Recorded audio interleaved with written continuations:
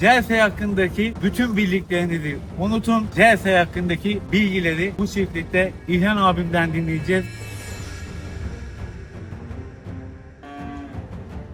Ben ortaokul terk olarak alaylı babanın mesleğini yapıyorum. Bizim 2 tane çiftliğimiz var. 2 tane danayla başladı. 45 yıllık babamın mesleğidir. 60 yaşındayım. 5 senedir bu işin içindeyim. Düşünsenize bir robotunuz var. İnekleri sağıyor. Hiç dokunmuyorsunuz. Şu anda sağım başlıyor. Başlıkları da kendi takıyor. Başları kendi bakıyor. İnsan eli hiç değmiyor abi. Hiç değmesine gerek kalmıyor.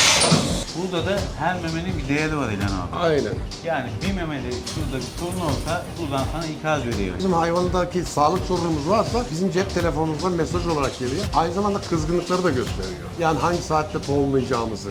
Makine belirtiyor. Makine bizim cep telefonuna mesaj olarak gönderiyor. Cerselerimize genel olarak ortalamasına baktığımız zaman 20 ile 22 arasında süt Günde. veriyor. Günlük. Çok iyi abi. Evet.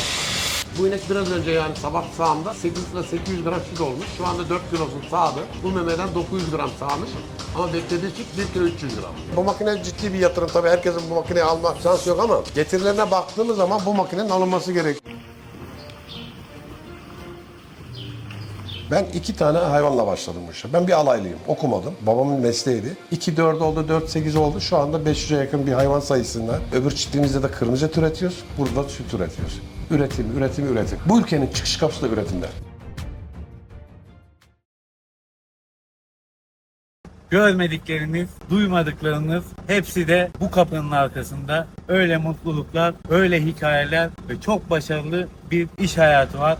Antalya döşeme altında İlhan Ayhan abimizin Jersey inek çiftliğindeyiz. Jersey hakkındaki bütün bildiklerinizi unutun. Tekrardan Jersey hakkındaki bilgileri bu çiftlikte İlhan abimden dinleyeceğiz. Jersey'in duayenlerinden de diyebiliriz. Robot makineler ve üretim yapılıyor.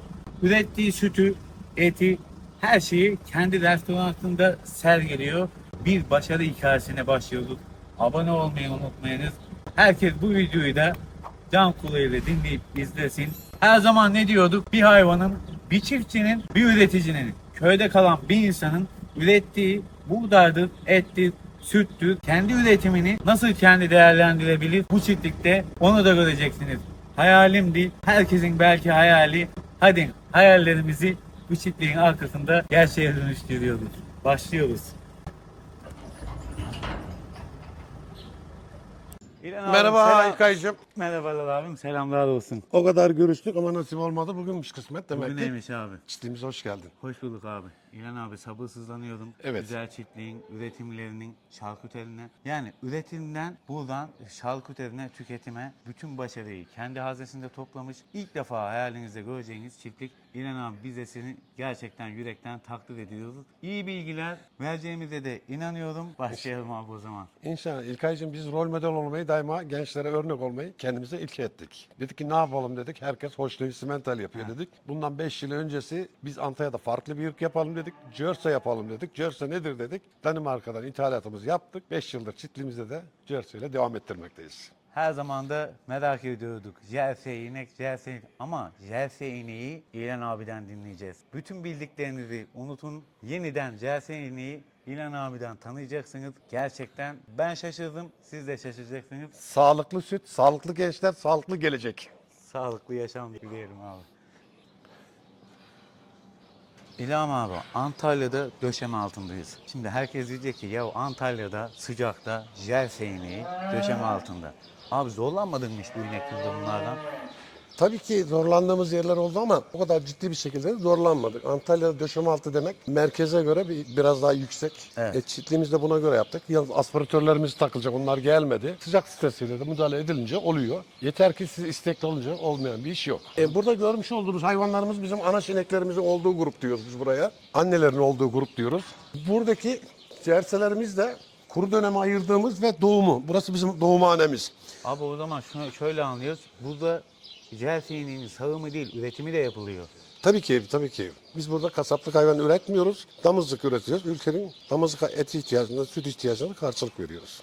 Maşallah İlhan abi. Mesela bu hayvanımızın bir son 10 günü kalmış bir hayvanımız. Öbür günler 1,5-2 ay içerisinde doğuracak olan hayvanlarımız burada kuru döneme bu bıraktığımız gözetim altında doğumlarını yaptırdıktan sonra robotlu bölüme geçerek sağımlarını orada yaptırıyoruz. Şu robotlu sağım zaten abi bizim de ilk defa gördüğümüz bir şey. Ona da birazdan geçeceğiz ama jersey ineği gerçekten abi herkese tavsiye edilebilecek bir inek herhalde. Senin gözünde, nazarında abi sen artık aşmışsın abi bu jersey konusunu. Evet, ben kendimden bahsetmek istiyorum. Ben ortaokul terk olarak alaylı babanın mesleğini yapıyorum. Hayvanları çok iyi biliyorum ama ciğer ırkında da benim daha önceki yıllarda o kadar detaylı bilgim yoktu. Dükkanda perakende süt satma ihtiyacı oldu. Dedik hangi ineği satarız, hangisinin sütünü satarız? Sementel mi, Holstein mi diye bir araştırma yaptık. Ama bunun yanında ciğerse öne çıktı. Ciğerse neden çıktı? Kuru maddesi daha fazla, yağ oranı çok yüksek. Olduğu için biz bu inekleri Danimarka'dan ithal ettik. 4 yıl öncesi getirdik geldik. Şu anda da bizim sütü verdiğimiz kişiler, müşterilerimiz çok memnun. Çünkü neden memnun? Yağ katları çok yüksek. Bir hoşların neredeyse mandaya yakın. Afyon bölgesi de iyi bir kaymakçıdır. Hala ben bu inekleri Afyon tarafının falan tespit etmediğini, zaman içerisinde Afyon'da da kaymakçılık olduğu için Afyon bölgesi bu ineklerden üretimini yapacağını düşünüyorum. Şimdi şöyle bir şey var. İlhan abinin burada, İlhan abi şarküterin var. Burada sağılan jersey ineklerin sütü şarküterinde peynir, yoğurt, taze günlük süt halinde satışları yapılıyor. İşte diğer besi çiftliğinde de etinden, köftesinden, İlhan abi sucuğundan her şeyini üretimini burada yapıyor yani. Şarküteri bu jerseylerden sonra mı oldu? Daha önce var mıydı abi? Şarkütör daha önce benim restoranlarım yani vardı. Burada bizden perakende süt talebi oldu. Tabii biz bu hangi sütü satalım derken Cersa sütü. Ben de aynı bir videoyu izleyerek Orçun Maviş diye bir kardeşimiz vardı. Jersey'i tanıdım, hayatım değişti dedi. Ve videosunu birkaç defa izledikten sonra Jersey'nin ne olduğunu şey yaptım. Ben de araştırma yaptım. Ama Türkiye'de istediğimiz Jersey'i bulamadık. Oğlum vardı, yurt dışında araştırma yaptım. Baba anavatan Danimarka'dan dedi. Evet. Orada Türk bir temsilci arkadaşla İrtibata geçtik. Bakanlıktan izin belgelerimizi çıkardık. 2001-24 Nisan'da 43 tane biz gebe düğü olarak aldık. Ve buraya çiftliğimize getirdik geldik. Ve almış olduğumuz firmanın bize şöyle bir ifadesi vardı. Bu ineklerin %90'ı dişi doğuracak dedi. İlk doğumumuz geldi dişi, ikinci dişi derken biz 43 tane inek doğurduk. 43 tane de dişi buzağımız oldu. Maşallah Hiç abi. erkeğimiz olmadı. Ben hayvan aldığım firmaya dedim ki ineklerimiz doğurdu. Dedim böyle 43 tane buzağı. Abi dedi bir rekor dedi. Yani 43 tane inekten 43 tane dişi buzağı almak dedi bir rekor dedi. İlk senemiz hiç erkeğimiz olmadı. Biz ne yaparız dedik. Devamlılığını sağlayabilmek için aynı tohumları devam ettik. Ve biz de dişi spermen tohumlar seçerek aldık. Bizde birkaç tane erkek olabildi. Şimdi biraz sonra göstereceğim. Ama bizim ineklerimizin %90-95'i dişi doğum yapıyor. Dişi doğum yapınca büyümemiz de çok kolay oluyor. Biz buradan çok damızlık hayvan da verdik gençlerimize, köylerimize ve verdiğimiz kişiler de bizim ineklerimizden, düvelerimizden gayet memnun. Abi şimdi nasıl memnun olmayacak ki? Bu da ayrı bir şey abi. Şimdi buradaki bütün hayvanlar küpe numarasıyla kayıtlı. Kayıtlı. Ne kadar süt verdi onlar yani İlhan abinin çiftliğinde. Ama dediğin gibi abi o dişi oranı... Biz Abi var- aynı zamanda ariyiz. Ari olduğumuz için tüm kayıtlarımız Tarım İl Müdürlüğü'nde kayıtlı şekilde tutulmaktadır. Bizim gebe düvelerimizin de her zaman Tarım İl Müdürlüğü'nden pasaportunu çıkarttığımız zaman her şey gözümüz önünde. Şimdi- Anne, babası, ırkları nedir, ne kadar süt veriyor bunlar önümüzde. Ağrı demek İlhan abi bilmeyenler de olur belki. Ari demek Tarım İl Müdürlüğü'nün gözetimi altına her 4-5 ayda bir gelip kan tahlilleri yapılıyor, süt tahlilleri yapılıyor. Şartlar uygun olursa da arilik devam ediyor. Ama herhangi bir bulaşıcı hastalık, tüberküloz gibi bir şey varsa kesinlikle devam etmiyor. Yani bu ağrı demek sağlıklı sütün olduğunu gösteriyor. Sağlıklı besinler, gıdalar İlhan abim gerçekten abi zaten bir düzen var. Her zaman zaten diyorduk ne diyorduk? Üretelim, ürettiğimiz şeyi de kendimiz pazarlayalım. Yani aracı yok. İlhan abi de herhangi bir aracı yok. Etinden, sütünden, şarküterine zaten orayı da geleceğiz. İlhan abi Aynı şöyle- zamanda ayağınız çok uğurlu geldi. Dün sabahta bir tane buzağımız oldu. Ben size buzağımızı da göstermek istiyorum. Maşallah abim, maşallah. Bunların hep renkleri, cinsleri aynı İlhan Genelde abi. aynı. Maşallah. Bu da buzağların bulunduğu yer abi. Evet. İnan abi her şeyin çok düzenli. Herkesin de hayal ettiği şey, görmek istediği şeyler. Evet Maşallah. bizim kızımız dün sabah oldu bu. Bu da kız değil mi abi? iki gün öncesi. Evet. Zaten İlhan abi hep kızı oluyor. Maşallah. Yani Biz ilk doğumdan sonra yaklaşık 15 gün bu bölgede bireysel olarak teke tek olarak bırakıyoruz. Ondan sonra bizim bızağımız 15 günü geçtikten sonra burada bızağı besleme robotumuz var. ha şu da bak Öbür abi. bölüm öbür bölümü de göstereceğim şimdi size. Bızağı besleme robotu. Ha bu buzağlar anneyi görmüyor o zaman İlhan abi. Görmüyor. İlk 15 gününü burada devam ediyor. Maşallah abi. Önce düzen, sonra kazan taktiği var burada. İlk 15 günümüzü orada tamamladıktan sonra robotumuza mamasını bırakarak burada bızağının durumuna göre 80 gün, 90 gün ve bızağının canlı ağırlığına göre makine süt ihtiyacını veriyor, mama ihtiyacını veriyor.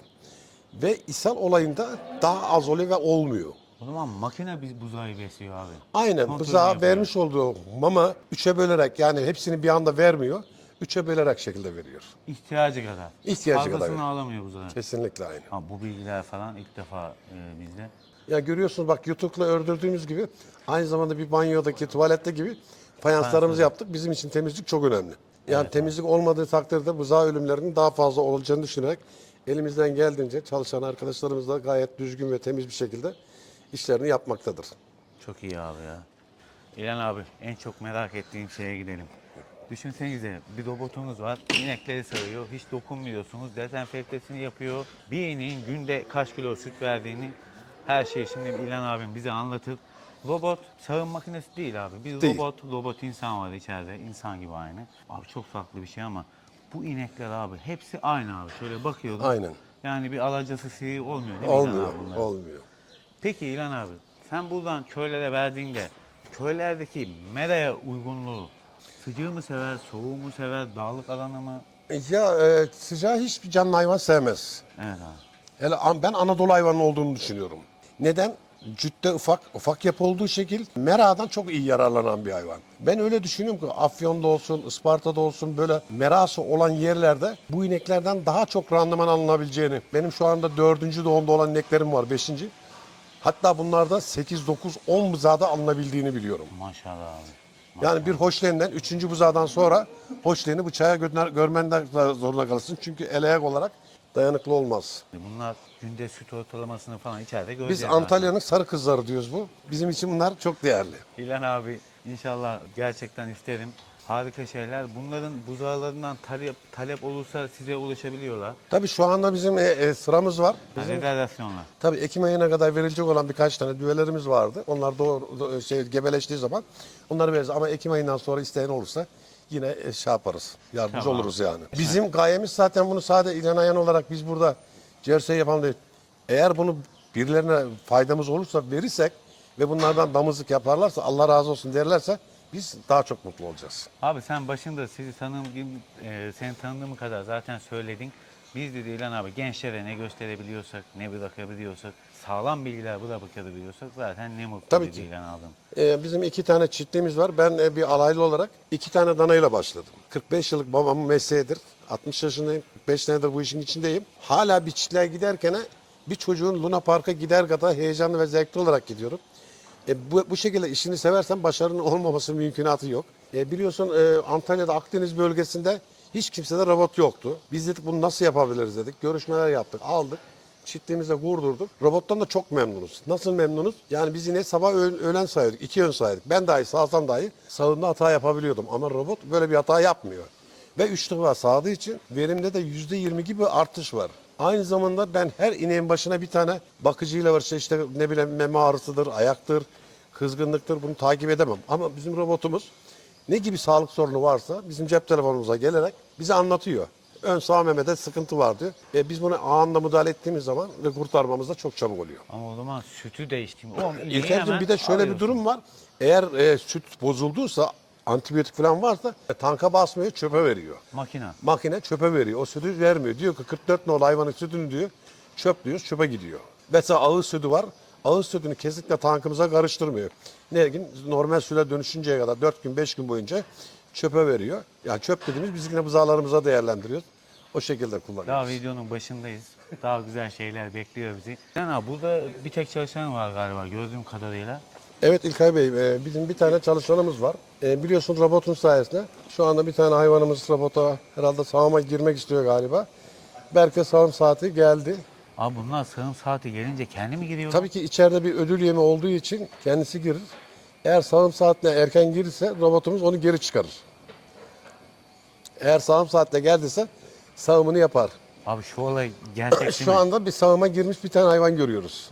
Şimdi robot orada kendi sağacak kimse Şimdi yok. kulağındaki cipten okumasını yaptı. Ha demek ki erken girmiş o. Sağım saati değil. Onu geri çıkaracak bak şu anda. Ödül yemini vermedi. Vermedi.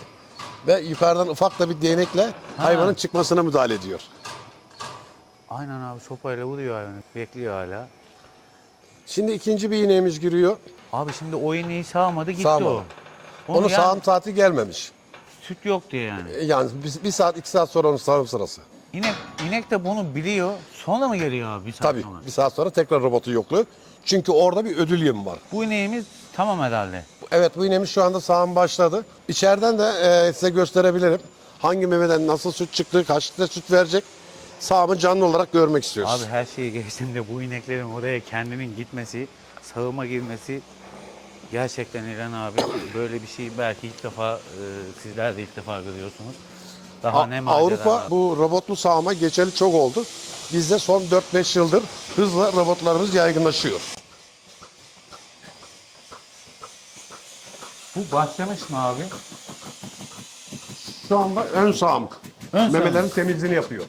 Ha, kendi yapıyor. Evet.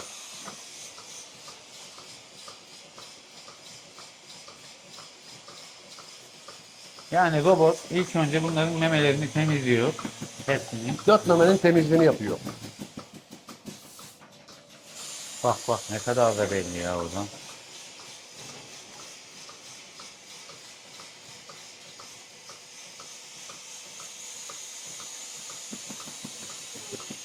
Ve aynı anda ödül yemi geliyor hayvanımızın. Ha, önüne ödül yemini bırakıyor. Şu anda sağım başlıyor. Başlıkları da kendi takıyor. Başları kendi bakıyor. İnsan eli hiç değmiyor abi. Hiç değmesine gerek kalmıyor. İkinci mememiz bakıyor.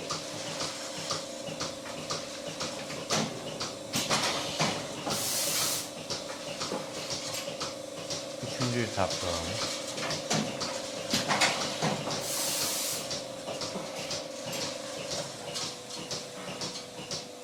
Evet şu anda 4 memesi sağıma başladı. Bunun şu değerlerini buradan görebiliyorsun İlhan abi. Buradan hangi memeden ne kadar süt sağladığı görülebiliyor. Bu az önceki sağımda 5 litre süt vermiş. Şu anda ne kadar verecek? Evet. Her memeyi tek tek gösteriyor.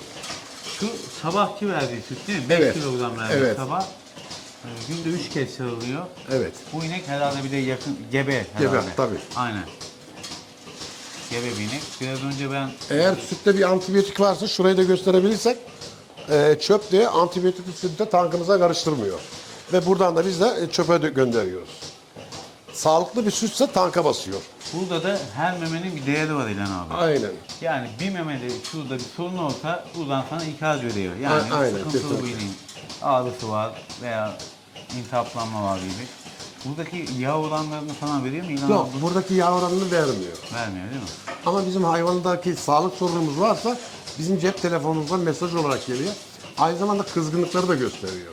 Yani Yani hangi saatte tohumlayacağımızı. makine belirtiyor. Makine bizim cep telefonuna mesaj olarak gönderiyor. Abi o zaman bu makine burada hem veterinerlik işini yapıyor. Avrupa ülkelerine baktığımız zaman iş gücü çok önemli. Yani gerçekten insanlar Avrupa'da da işçi bulmakta zorlanıyor. Burada 100, 110, 120 tane inek yapan kardeşlerimiz Avrupa ülkelerinde bu robottan 2 tane aldığı zaman kendilerine ve çocuklarına daha zaman ayırıyor. Ve Avrupa'da dünyayı gezebiliyor. Ve cep telefonuyla çiftliğini çok rahat bir şekilde çeviriyor. Çalışan arkadaş için de ayrı bir kolaylık oluyor.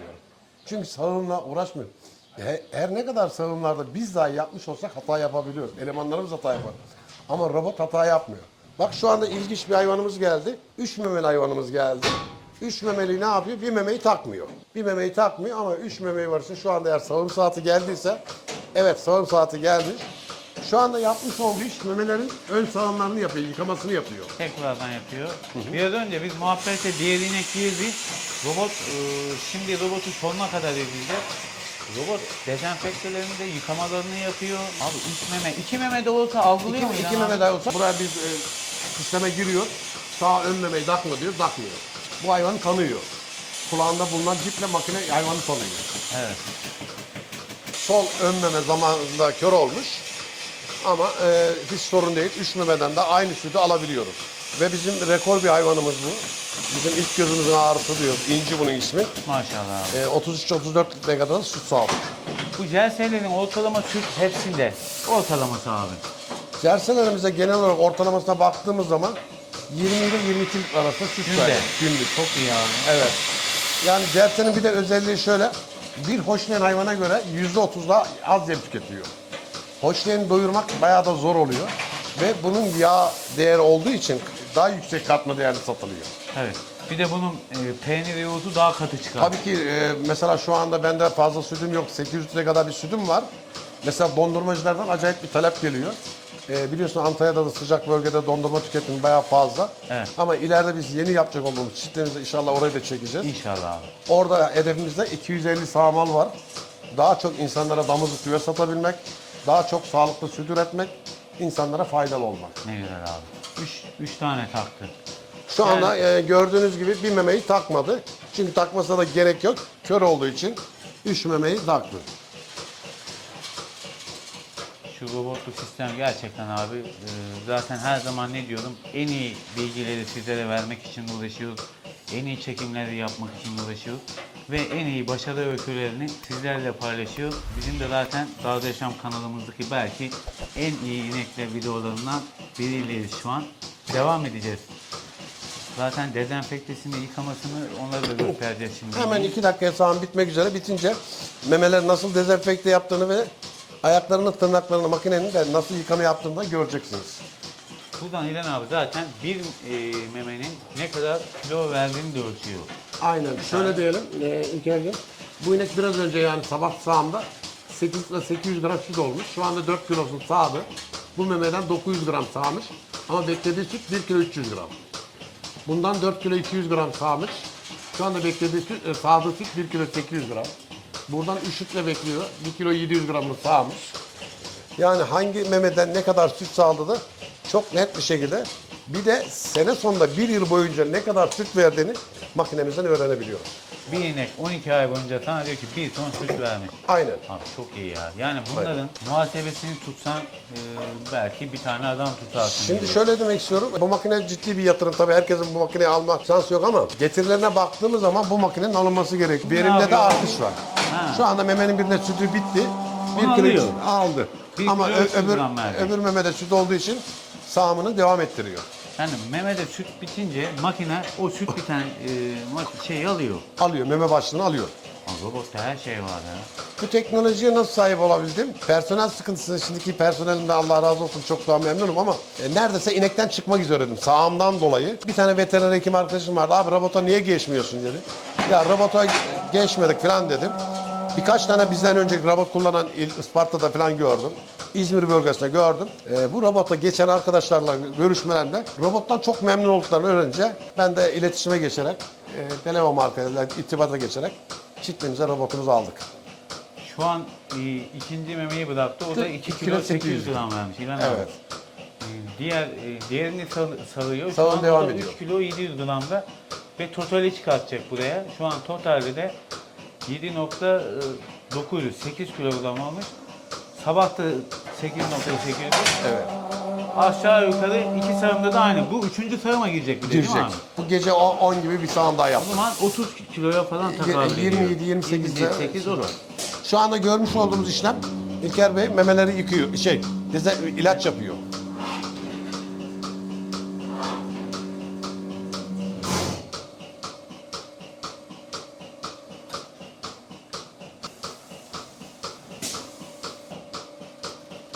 Şu an dezenfektede de abi makine. Farkındaysanız inek öksürüyor memeyi göremediği için. Bir an yapmadı. İnek rahatlayınca 4 memenin de dezenfektasını yaptı. Şu anda kamerayı yıkamakta. Kendi kamerası. Kendi kamerasını yıkıyor. Abi. Çünkü kamerayla memeleri bulabiliyor. Şu anda gözünü yıkadı, kamera gözünü yıkadı. Abi hem kendine bakıyor hem ineğe bakıyor. Evet, şu anda bir başka hayvan için sağma makine kendisini hazırladı. Jersey ineklerde 3 sağımda şöyle gösterelim.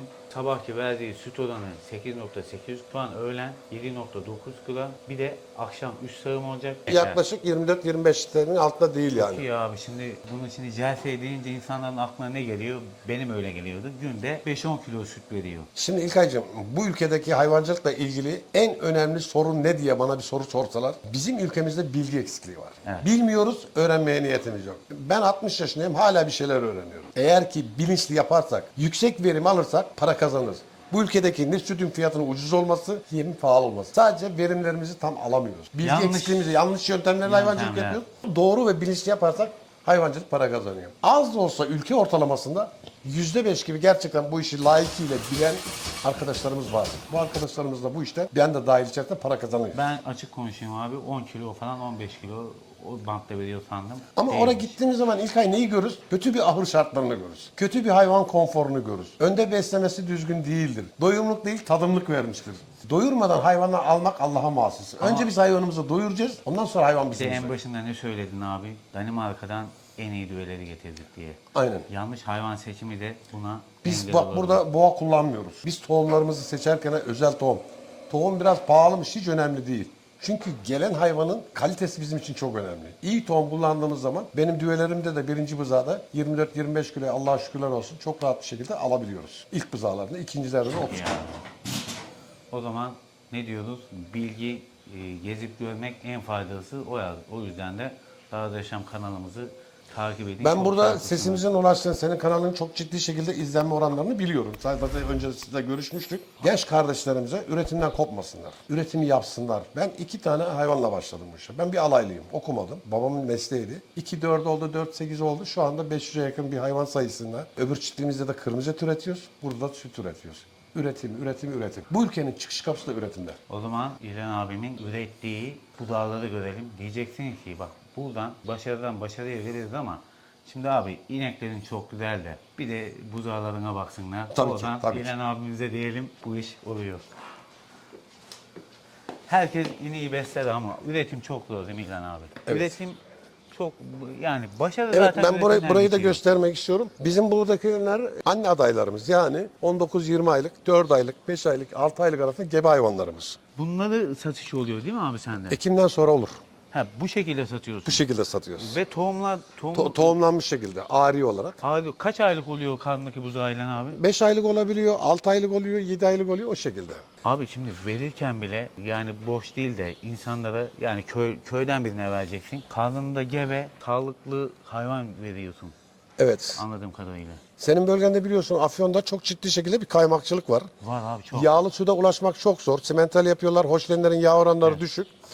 Ama zaman içerisinde Afyon bölgesindeki tüm sesimizi duyan kardeşlerimiz beni birçoğu da tanır. Buradan onlara da herkese selam olsun. Selamlar olsun. Kaymakçılıkta yapılabilecek tek inek. Tartışmasız. Yani kaymak yapacaksa Jersey'den başka bir ırkı yapmasına hiç gerek yok.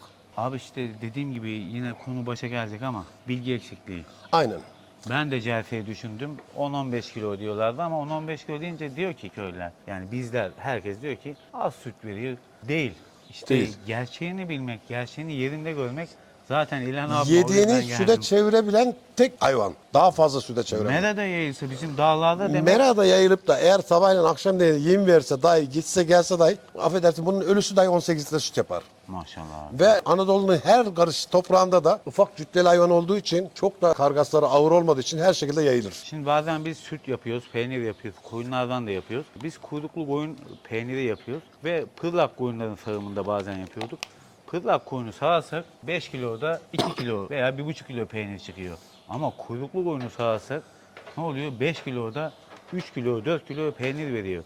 Bu Cerfe ile aynı olayı yaşıyoruz şimdi.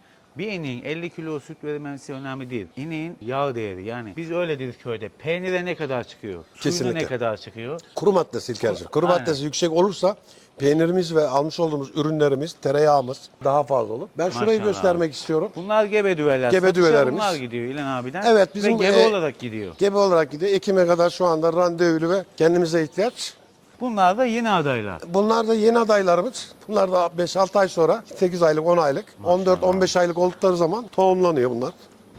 Maşallah. Öyle bir sistem Çok var. az da olsa biz az önce videonun başında da anlattım. Evet. Dişi sperme tohum kullanıyoruz. Çok nadir de olsa erkeklerimiz oluyor. Erkeklerimizi de göstermek isterim. Gösterelim abi.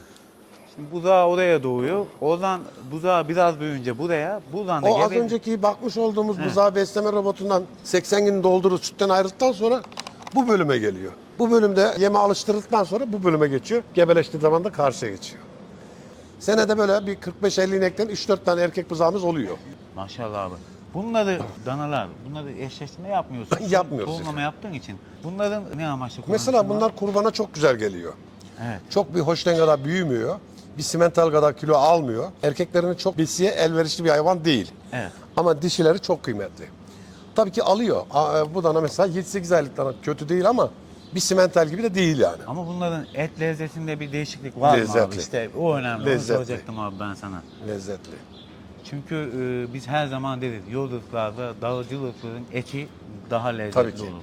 Ya biz burada ham madde olarak da fabrika yemine çok fazla değil de mesela arpadır, buğdaydır, mısırdır, mineral, vitaminlerle var işte. Kendi yemimizin %80'ini kendimiz yapmaya çalışıyoruz. Tamam abi. Çünkü yağ oranı çok bizim için önemli. Mesela silajımız dahi biz hayvanlarımıza böyle bir hoşten gibi 25 kilo, 30 kilo silaj yedirmiyoruz. 10 kilo gibi yediriyoruz. Çünkü sütün yağ oranının düşmesin diye ona çok dikkat ediyoruz. Bu danalardan peki sahiplenseler böyle Verebiliyoruz bizim bunları. mandofon ineklerle falan Eşleştirip melezleyebilir. Böyle. acaba ortaya ne Bunlar sonuç çıkar? tohumluk olarak bizden isteyenler de oluyor. Tohumluk olarak verebiliriz erkek danalarımız. Çok güzel abi. Güzel bir jersey çiftliğini gezdik İlhan abinin de. İlhan abinin daha tabii burada daha başındayız videonun. Daha diğer besi çiftliği var. Orada et üretimi yapılan besi hayvanları var. Ve en son öyle güzel bir size restoran ve şarküteri göstereceğim ki diyeceksiniz ki işte bu. Yani gerçek hayvancılık, gerçek inekçilik, gerçek süt verimi, gerçek hayvanın etinden nasıl faydalanabiliriz, sütünden. Benim de size yıllardır anlatmak istediğim şey ve bizlerin de hayali, benim de hayalim de bu. Şu an biz hayalleri kurduk ama İlhan abimle de yaşıyoruz. İlhan abi o zaman geçelim oraya. Tamam. Hadi gidelim.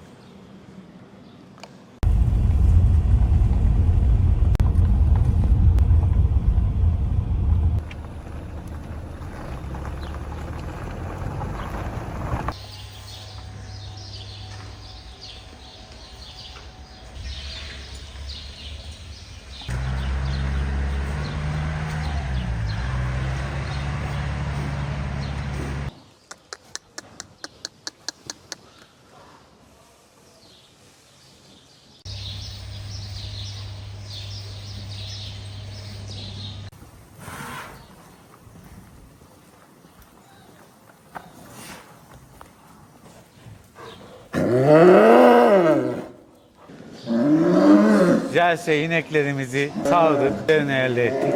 Sütünden de peynir, yoğurt, ayranları işlendi. Restoranta gitti. Şimdi danaların beslendiği yere geliyoruz. Buradan da buradaki beslenen danalarla da İlhan abinin köfteleri, meşhur köftesi ve tüm et üzerine hepsi et ihtiyacı da bu beshaneden, bu çiftlikten restoranta ulaşıyor. Gerçekten şuradaki de sistemi gördüm. Çok büyük bir yer. İlhan abi tüm döngüyü kendine döndürmüş. Bizim de her zaman herkese anlatmak istediğimiz başından beri buydu. Bir döngü varsa döngü kendi etrafımızda dönsün. Yani bir aile çiftliği herkesin de bu başarıya ulaşabilir mi? Neden olmasın? Çünkü İlhan abi küçüklükten beri hayali olan bu işi gerçekleştirmiş. Şu an restoranından da binlerce kişiye hizmet veriyor. Ama kendi ürünleriyle, kendi hayvanlarıyla, kendi beslediği jersey inekleriyle. Aslında İlhan abi bize çok iyi detaylı bilgiler verdi. Şimdi onu da restoranta gidince orada söyleriz. Konuşmaların arasında öyle güzel şeyler var ki, öyle sağlam bilgiler var ki aslında oradan bize bir şeyler anlatmak istiyor. Buradan da ona teşekkür ediyoruz. Buradan restoranta geçiyoruz ama burada 1 tonluk bile danalar var. İlhan abinin köftelerinin sırrı da işte buralardan geliyor. Emek, çok büyük emekler, çok büyük başarılar. Hadi restoranta gidiyoruz.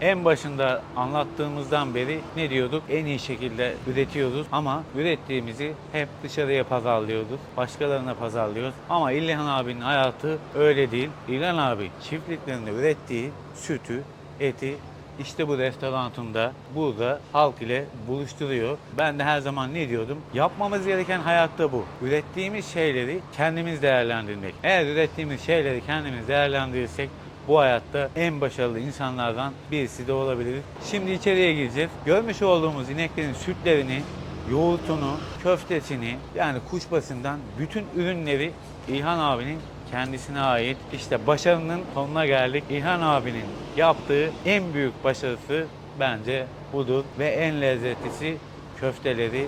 Zaten markasında yapmış köfteci İlhan abimiz. İçeri geçiyoruz. Hep böyle kapıları görünce mutluluğa koşuyoruz. Zaten reyona girince ilk dikkatimizi çeken Celseylerin sütleri oluyor. Şöyle. O zaman İlhan abi de anlatıyordu zaten. İlk ay siparişli dedeleri veriyor sütlerimiz diye. Yani o kadar süt talebi var ki demek sütler de yetişmiyor. Aynı anda yoğurtu var. Yoğurtlarını da burada üretip buraya koyuyor. Yani başından sonuna gördüğümüz bu bir döngü. Yani bu Jersey çiftliğindeki ürünler bir de gittiğimiz dana çiftliği var. Dana çiftliğindeki ürünler işte İlhan abi burada sucuğunu kendi üretiyor. Kendi hayvanlarından, kendi danalarından diyelim. Yana getirersek İlhan abinin en çok sevdiği şeylerden biri de köfteleri. İlkay köfteyi seviyorum diyor. Yani en başında anlattığımız gibi çiftlikten sofralara gelen bir mutluluk, bir başarı hikayesi. Çok istedim ben bu olayı sizlerle paylaşmayı. Neden derseniz çiftçilikte de aynı, hayvancılıkta da aynı. Ürettiğimiz ürünleri kendimiz pazarlayalım. Kendimiz pazarlarsak da bu duruma geliyordu. Aslında İlhan abi burada bize çok bilgiler verdi. Ne dedi? İlkay afyon dedi, kaymağı ürünlü. Kaymak derken afyon denince ilk akla gelen kaymak geliyor. Kaymağın da hayvanlarda, ineklerde en lezzetini, yağ oranı yüksek olan Jersey inekleri. Yani bu çiftliği de Afyon'da da kurup yapabilirsiniz diyor. Orada da bize arada çok iyi sağlam bilgiler verdi. Yani ben de ona söyledim abi teşekkür ederim. İnşallah biz yaparız veya başkaları yapar. Bu İlhan abinin yaptığı şeyler tüm şehirler için de geçerli. Ben ilk defa böyle bir restoran, böyle bir çiftlik gördüm. Elindeki malın kıymetimizi bilelim, kıymetini. Yani elimizdeki değerlere sahip olalım diyoruz her zaman. Jersey inekçilikte İlhan abi son noktayı koymuş. Böyle de Antalya'da döşeme altında kocaman bir dükkan halka sunmuş. Ve şu an yaşadığı hayattan öyle gurur duyuyor, mutlu ki İlkay benim de hayalim buydu diyor.